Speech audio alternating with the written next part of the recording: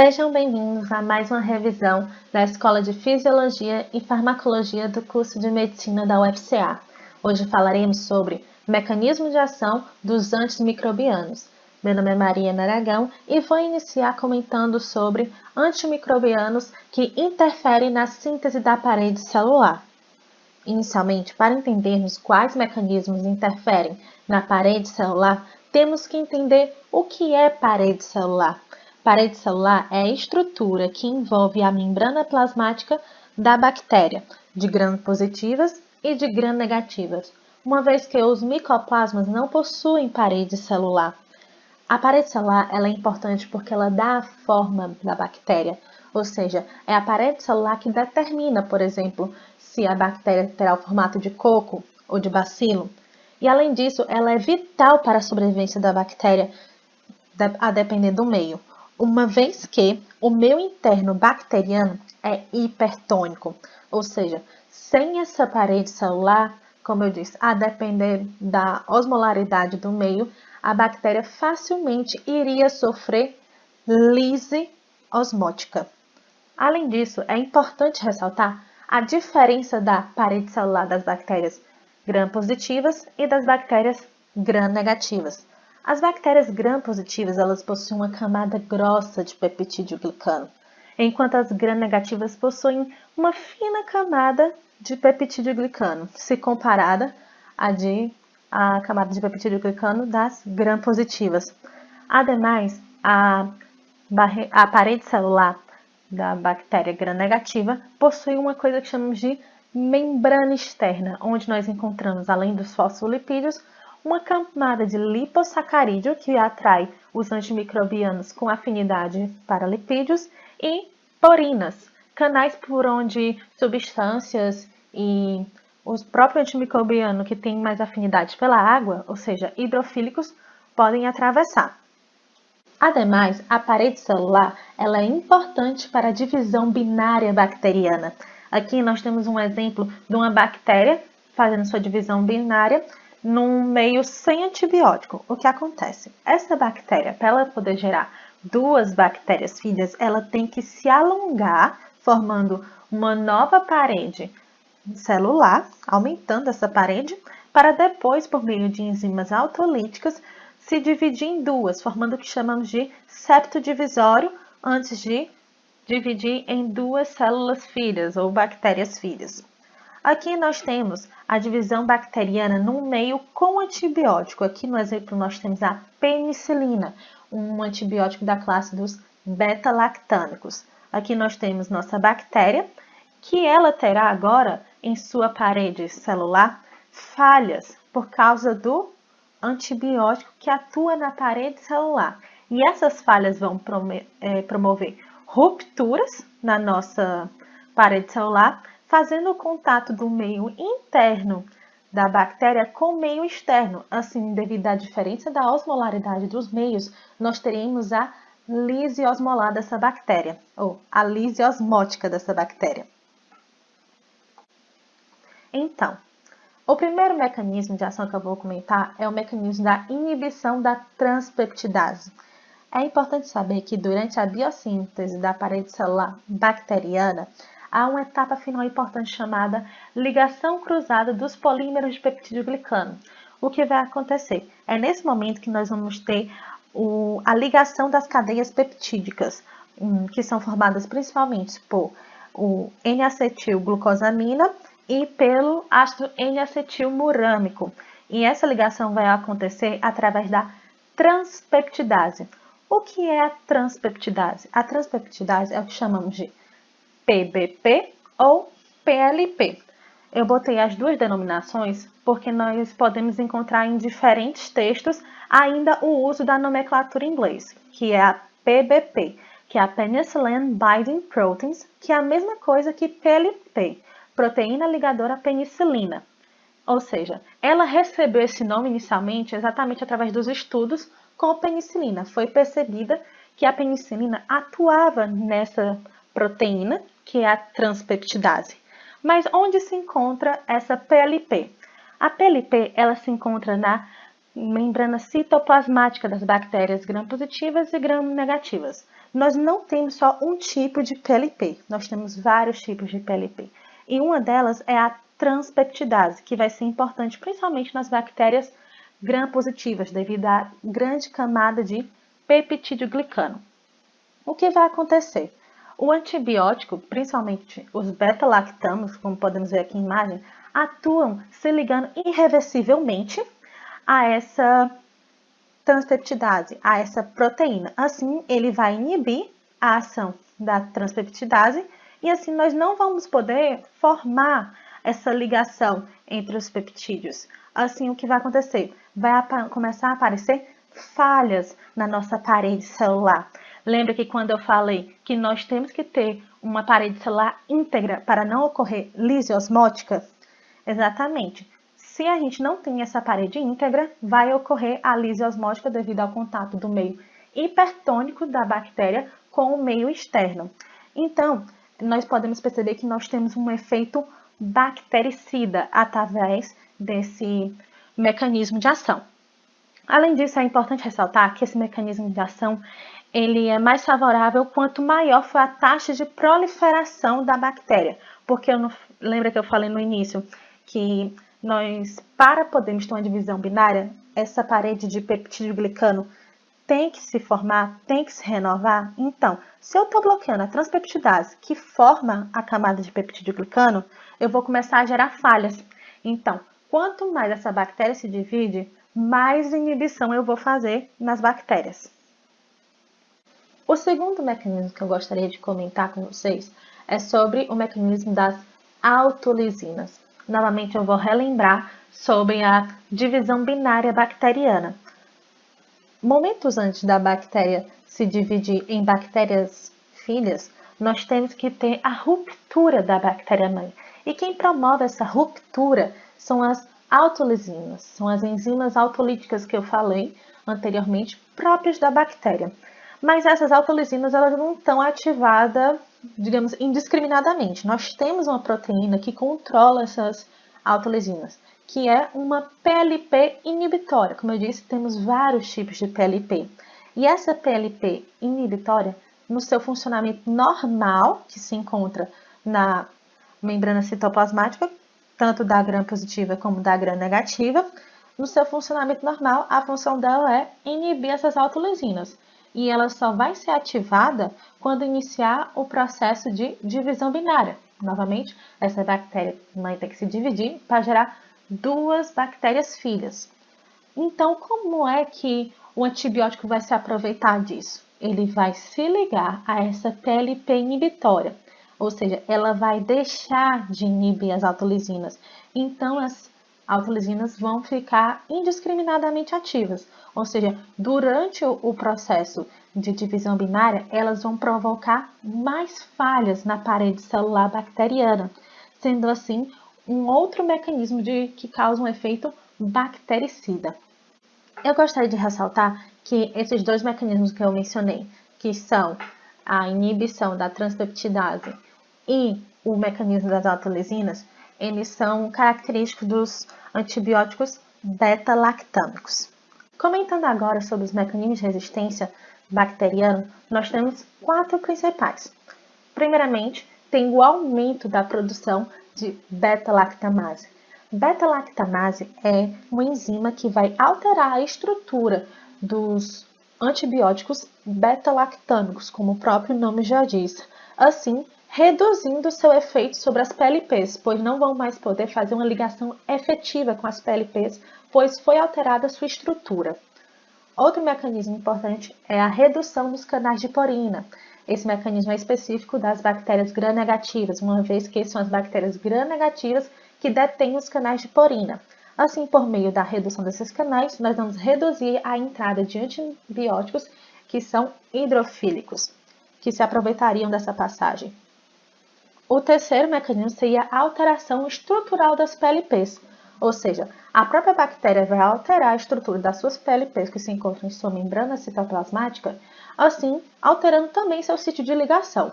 Assim, ao antibiótico tentar se ligar a essa PLP, pode não ser reconhecido. Assim, vai reduzir o efeito do antibiótico. Um último mecanismo que eu achei interessante de mencionar porém ele não é tão efetivo com beta-lactamas, mas é importante para outros antibióticos como tetraciclinas, fluoroquinolonas, são as bombas de fluxo. Também é específico da bactéria gram-negativa, uma vez que ela se liga, é uma estrutura formada na bactéria como um todo. Ela vai se ligar tanto à membrana externa, também está no espaço periplasmático e na membrana citoplasmática. Eu achei importante mencionar porque é um mecanismo que surge na parede celular da bactéria. O que ela vai fazer? Os antibióticos, os antimicrobianos que vão passar para dentro da bactéria, ela vai expelir por meio dessa bomba de fluxo. Assim, esses antibióticos não vão se ligar às PLPs. Assim, também é um mecanismo que vai reduzir o efeito do antibiótico. E essas foram as referências utilizadas para essa primeira parte do vídeo. Espero que tenham gostado. Oi, pessoal! Meu nome é Soraya e eu vou dar continuidade à apresentação da Mariana. Agora eu vou falar com vocês sobre os antimicrobianos que interferem na permeabilidade da membrana citoplasmática. Nesse slide eu já coloco aqui alguns exemplos de antimicrobianos, que vão realizar essa ação, como a polimixina B, que é o antibacteriano, a anfotericina B e o cetoconazol, que são antifúngicos. Então vamos iniciar. Bom, mas antes mesmo de falar desse mecanismo de ação, como é que ele ocorre, vamos relembrar um pouquinho sobre a membrana citoplasmática bacteriana. Perceptível aqui nessa imagem, que ela é formada por uma dupla camada fosfolipídica e que ela possui um elevado conteúdo proteico, sendo constituída por 66% de proteínas e 36% de lipídios. Um ponto que é importante ser lembrado é que essa membrana citoplasmática ela possui uma permeabilidade seletiva. E essa permeabilidade é importante para controlar substâncias que entram e substâncias que vão sair da bactéria, certo? Essa membrana citoplasmática também possui um transporte ativo, como é observado aqui nessa imagem embaixo, onde há transportadores que precisam do ATP, a gastroenergético, E além disso, um ponto que é importante ser lembrado é que na membrana citoplasmática bacteriana há a presença de citocromos oxidases que vão atuar na respiração celular da bactéria. Nos seres humanos, a respiração celular ela vai ocorrer nas mitocôndrias. Aqui na bactéria é um pouco diferente, porque a respiração celular dela ocorre na sua membrana citoplasmática e será por meio dessa respiração celular que haverá produção de ATP, que será usado nos processos metabólicos da bactéria, Aqui também na membrana citoplasmática há a produção de fosfolipídios, que é uma substância importante para a manutenção da membrana, e haverá também a ação de enzimas que serão envolvidas com a síntese da parede celular. Bom, e em relação à ação dos antimicrobianos, como é que eles vão interferir na permeabilidade dessa membrana citoplasmática? Bom, eles vão agir alterando físico-quimicamente a permeabilidade, seletiva, e isso vai levar à morte bacteriana, certo? E como é que vai haver essa perda da permeabilidade? Alguns fármacos, como por exemplo as polimixinas, elas vão atuar como um detergente. Então, se elas estão atuando como um detergente, é como se ela estivesse desfazendo a integridade, quebrando a integridade dessa membrana citoplasmática. E ao realizar esse processo, o que vai acontecer? Substâncias tóxicas à bactéria podem entrar, substâncias que antes não ia passar, porque havia a permeabilidade seletiva, E substâncias importantes à bactéria que estão lá dentro dela, como ácidos nucleicos e alguns nutrientes, podem sair. E isso compromete diretamente a sobrevivência da bactéria. Um outro ponto importante da ação desses antimicrobianos é por meio da alteração do sistema respiratório da bactéria. Um exemplo de fármacos que agirá dessa maneira é a tirotricina. vai alterar na respiração celular, comprometendo a produção de ATP e comprometendo, consequentemente, né, os processos metabólicos da bactéria. Nesse caso, esses antimicrobianos que atuam interferindo na permeabilidade da membrana citoplasmática bacteriana, eles serão considerados bactericidas e fungicidas. Bom, em relação aos antifúngicos, eles agirão da seguinte forma: eles vão agir no ergosterol, substância essa que não vai estar presente na membrana citoplasmática bacteriana, mas que estará presente tanto nos antifúngicos como nos seres humanos. Fármacos como nistatina, anfotericina B, itraconazol, fluconazol atuarão no ergosterol e dessa forma eles atuarão, no caso, interagindo com eles, né, eles vão interferir na integridade da membrana citoplasmática dos fungos, causando, né, no caso, uma atividade antifúngica. Pelo fato da membrana citoplasmática dos seres humanos ser parecida principalmente com a membrana citoplasmática fúngica e também com a membrana citoplasmática bacteriana, aqueles fármacos que eu falei anteriormente, a anfotericina B, né, que é o antifúngico, as polimixina, elas podem interagir também com a membrana plasmática dos seres humanos. Por isso que eles vão se mostrar tóxicos, certo? Há uma toxicidade ao utilizar esses fármacos pela sua possível interação também com a membrana citoplasmática humana. Bom, só falando um pouco da resistência bacteriana ao utilizar alguns fármacos, é o seguinte: a membrana citoplasmática bacteriana, ela possui alguns transportadores, como eu falei anteriormente. Alguns fármacos passam por entre a membrana, né, sem precisar de um transportador, certo? Mas outros fármacos, como fosfomicina e aminoglicosídeos, eles vão precisar de um transportador para entrar na bactéria. E é aí que a bactéria vai agir, lançando mão de alguns mecanismos para promover essa resistência.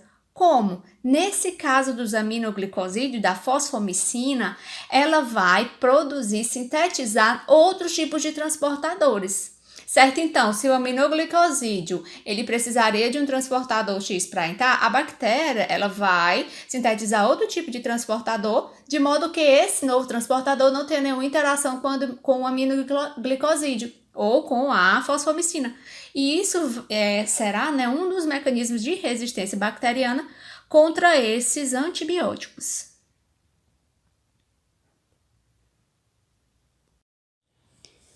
Bom, pessoal, agora eu vou falar dos antimicrobianos que interferem na síntese proteica. Aqui embaixo eu mostro alguns exemplos, como a neomicina e a tetraciclina. Então, antes de falar propriamente da ação dos antimicrobianos na síntese proteica, é interessante revisar esse processo, tendo em vista que ele é um pouco complexo. Então, a síntese proteica ela vai iniciar pela ação da RNA polimerase, ao formar o RNA mensageiro. O RNA mensageiro será uma cópia de uma sequência genética que estará presente no DNA. Como é mostrado aqui na figura à esquerda, o RNA é essa faixa aqui vermelha, certo? Logo, será por meio dessa sequência genética que a proteína vai ser sintetizada. E além do RNA mensageiro, haverá também o RNA transportador, que levará os aminoácidos até o conjunto ribossomo RNA mensageiro, como é possível observar nessa figura aqui à direita, para que esses aminoácidos possam se unir e então formar as proteínas. Ok? Bom, o RNA mensageiro, ele vai se ligar ao ribossomo, que também é composto por RNA, né? E pode ser chamado RNA ribossômico, a sua porção 30S, que é essa porçãozinha aqui, que fica na parte de baixo, né? E a parte de cima, ela é chamada 50S, fração 50S. E o complexo ribossômico todo vai ser chamado 70S. O RNA transportador, ele vai interagir com o ribossomo tanto na sua fração 30S como na sua fração 50S. Além disso, uma enzima chamada peptidiltransferase também fará parte da síntese proteica, ao conectar, ao fazer a ligação entre os aminoácidos que vão estar chegando, junto, com o RNA transportador, para poder então sintetizar a proteína. Lembrando que o ribossomo ele vai se deslocando no decorrer do RNA mensageiro, como se ele fosse decodificando aquele código genético, presente, que no caso é uma cópia do DNA. E com a chegada do RNA transportador com os aminoácidos, haverá a síntese proteica, como é mostrado aqui nessa figurinha à direita aqui embaixo. Quando muitos ribossomos estão juntos, quando há um conjunto deles, sintetizando proteína, esse conjunto ele é chamado de polissoma. Então, os antimicrobianos, eles irão agir em alguns pontos específicos dessa síntese proteica, que eu falei agora há pouco. Como, por exemplo, na formação do RNA mensageiro, do RNA transportador e do RNA ribossômico, Eles podem agir também na fixação do RNA mensageiro ao ribossomo, podem fazer alterações nos ribossomos e também impedir a fixação do RNA transportador ao ribossomo. E todas essas interações dos antimicrobianos ocorrerão para que não haja síntese proteica bacteriana e, desse modo, impedir a renovação de componentes proteicos importantes para manter, no caso, as bactérias vivas. Agora eu vou falar de alguns fármacos que irão impedir essa síntese proteica.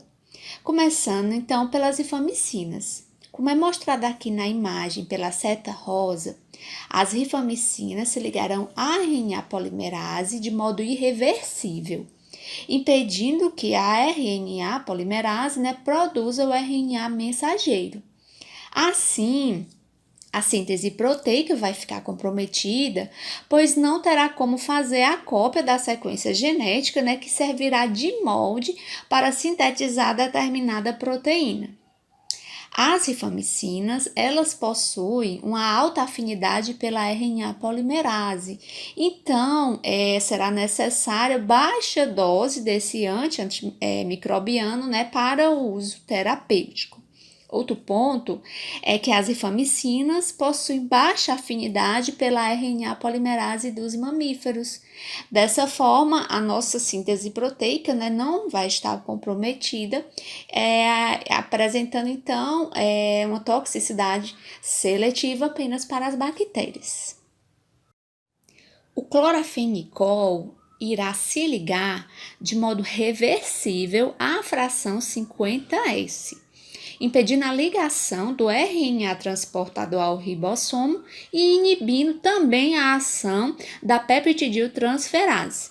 Na imagem, aqui mostra a ação do clorafenicol nas peptidiltransferase e deixa bem claro que isso vai interromper a junção dos aminoácidos, para formar a proteína. E além desse mecanismo de ação, o clorafenicol ele também vai se ligar à porção 30S do ribossomo para que o RNA mensageiro não possa se ligar nesse local, impedindo então a tradução do RNA mensageiro, certo?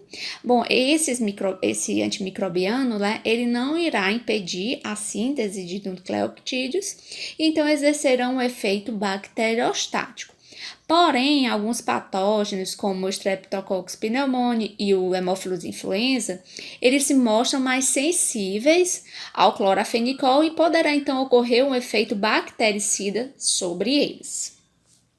O clorafenicol, ele também tem baixa afinidade pelos ribossomo 80S dos mamíferos e então possui uma toxicidade seletiva para as bactérias.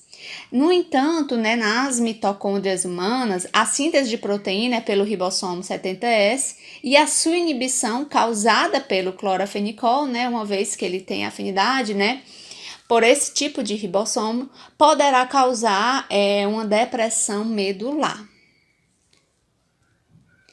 Bom, gente, as tetraciclinas, elas vão se ligar à fração 30S dos ribossomos, não deixando que o RNA transportador se ligue nesse local. E isso vai impedir que os aminoácidos cheguem e então não haverá, né, a síntese proteica. Nessa figura aqui de cima, como é possível ver, né, aqui está sendo apontado pela seta rosa, é possível ver o local de ação das tetraciclinas, certo? E esses antimicrobianos vão possuir uma atividade bacteriostáticas. Em altas doses, as tetraciclinas podem agir como um quelante sobre os íons magnésio. Isso poderá causar alguns efeitos adversos, como essa pigmentação dos dentes aqui mostrada na figura. Isso vai se dar porque o magnésio ele é um dos constituintes da dentina, e a ação da tetraciclina em altas doses, né, junto ao magnésio, exercerá essa atividade quelante, né? E ao se depositar, no caso, na dentina e causar esse escurecimento dos dentes. Os macrolídeos, eles também vão impedir a translocação do RNA transportador. Porém, esses antimicrobianos irão se ligar à fração 50S e impedirão a união dos aminoácidos, né, para formar a cadeia peptídica. Eles também são bacteriostáticos e vão competir com o clorafenicol, pois eles também se ligam à fração 50S dos ribossomos. Além disso, eles possuem uma alta afinidade pela fração 50S bacteriana, apresentando assim a toxicidade seletiva para as bactérias. E para finalizar, né, há os aminoglicosídeos, certo? E esses fármacos atuarão na fração 30S, no local de ligação do RNA mensageiro, distorcendo o RNA mensageiro, como é mostrado aqui na figura. Certo? Percebe-se que o aminoglicosídeo ele causa uma certa distorção da posição do RNA mensageiro no ribossomo. Isso será responsável pela síntese de proteínas erradas. Então, ao sintetizar proteínas aberrantes, né, que são as proteínas erradas, as funções bacterianas, como respiração celular e a própria constituição da membrana citoplasmática, elas ficarão alteradas, causando então, né, alterações da função, das funções bacterianas, levando à morte da bactéria. Assim, os aminoglicosídeos eles causarão o efeito bactericida ao agir dessa forma, né? Agora, eles também produzem o efeito bacteriostático, porque eles também vão se ligar à fração 50S do ribossomo, impedindo a ligação do RNA transportador, certo? Quando há a associação do clorofenicol com os aminoglicosídeos, há um efeito antagônico entre eles. Por quê? Porque o clorofenicol ele agirá no ribossomo, impedindo a ligação do RNA transportador. Dessa forma, não vai chegar, né, não tem como chegar a aminoácidos e para produzir a proteína. Isso vai interferir na ação dos aminoglicosídeos, porque esses fármacos, né, os aminoglicosídeos, eles atuarão justamente na produção de proteínas aberrantes. E para ele produzir essas proteínas aberrantes, eles precisarão dos aminoácidos, né, para a síntese dessas proteínas erradas, certo? Que é justamente o mecanismo, né, dos aminoglicosídeos, produzir proteínas aberrantes. E se não chega aminoácido, que no caso foi bloqueado pelo clorofenicol, não tem como produzir proteínas erradas. Por isso, desse efeito antagônico, certo? Aqui, para finalizar, eu trouxe esse resuminho aqui, né, dos antimicrobianos que eu apresentei para vocês e da ação deles sobre os determinados pontos da síntese proteica. Obrigada. Oi, gente. Continuando a sequência de aulas sobre o mecanismo de ação de alguns antibióticos, a gente vai partir agora para os antimicrobianos que inibem a síntese dos ácidos nucleicos. Uma revisão rápida sobre os ácidos nucleicos. Eles vão ser formados a partir da junção de um grupo sulfato, uma pentose e uma base nitrogenada. E vão existir basicamente dois, o RNA e o DNA. Esses ácidos nucleicos vão ter um papel essencial no funcionamento das bactérias. Isso porque a síntese de proteínas tem como base o funcionamento de alguns RNAs, como RNA polimerase, RNA mensageiro e RNA transporte. Além disso, o DNA vai compor o próprio cromossomo das bactérias. Dessa forma, a gente vê aqui que ele realmente tem um papel essencial para o funcionamento dessas bactérias.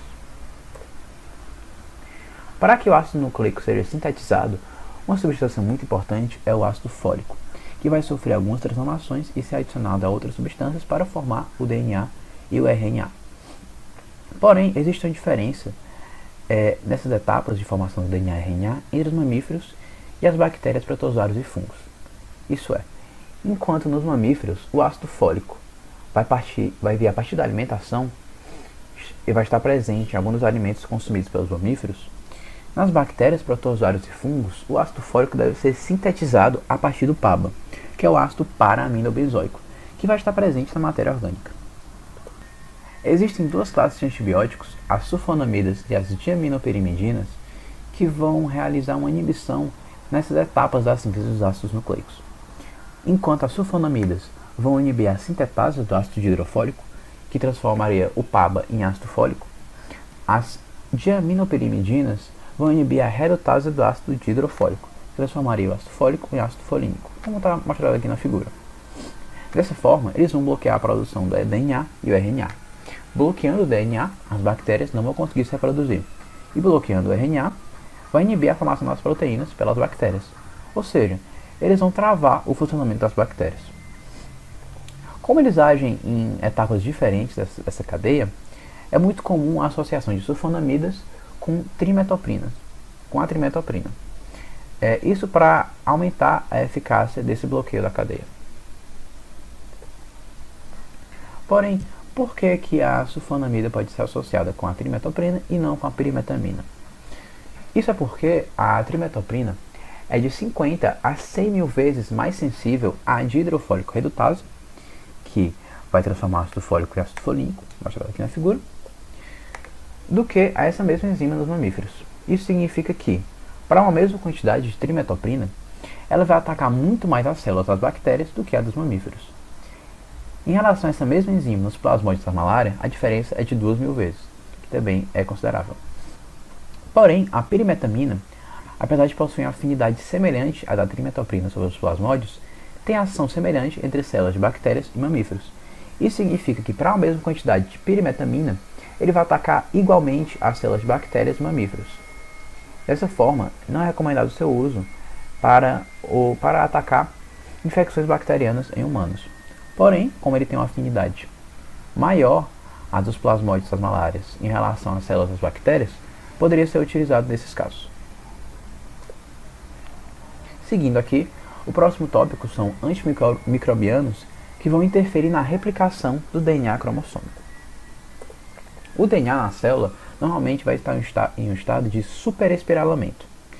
Isso porque dessa forma, nesse estado, eles vão ocupar menos espaço dentro da célula. Porém, durante a replicação do DNA, é necessário que esse superespiralamento seja abolido, para que essa cadeia de DNA possa ser replicada. Quem vai realizar tanto a realização como a abolição desse superespiralamento vão ser dois subtipos de topoisomerase tipo 2. No caso, vão ser a DNA-girase e a topoisomerase 4. Por que eu citei essas? Porque as quinolonas, que são outra classe de antibióticos, apesar de não terem um mecanismo de ação totalmente conhecido, vão inibir a subunidade A da DNA-girase e as subunidades par C e par E da topoisomerase 4. Aqui na primeira figura a gente pode ver esse GYRA, a subunidade A da DNA-girase, e o par C e par E, que são as duas subunidades da topoisomerase 4, que vão ser inibidas. Dessa forma, o DNA vai ficar descompactado, ocupando um espaço maior dentro da célula bacteriana. Assim, a célula bacteriana vai se alongar e eventualmente vai se romper. Além disso, o fato da cadeia de DNA estar descompactada vai induzir a produção de exonucleases, que podem degradar o cromossomo, causando morte celular. Segundo, a gente tem a ação dos antibióticos em concentrações subinibitórias. O que isso quer dizer? Esses antibióticos citados aqui, foi observado que em concentrações subinibitórias, que significa concentrações abaixo das suas concentrações terapêuticas normalmente utilizadas, foi observado que eles conseguem reduzir a capacidade de aderência de bactérias aos tecidos. Isso porque, como esses antibióticos vão interferir de alguma forma na síntese proteica, em concentrações subinibitórias, eles podem alterar a formação das adesinas, responsáveis pelas aderências dos micro-organismos. Fazendo isso, eles poderiam atuar como profilaxia de infecções, como a endocardite bacteriana ou infecções urinárias. Essas foram as referências utilizadas e muito obrigado por quem acompanhou até agora.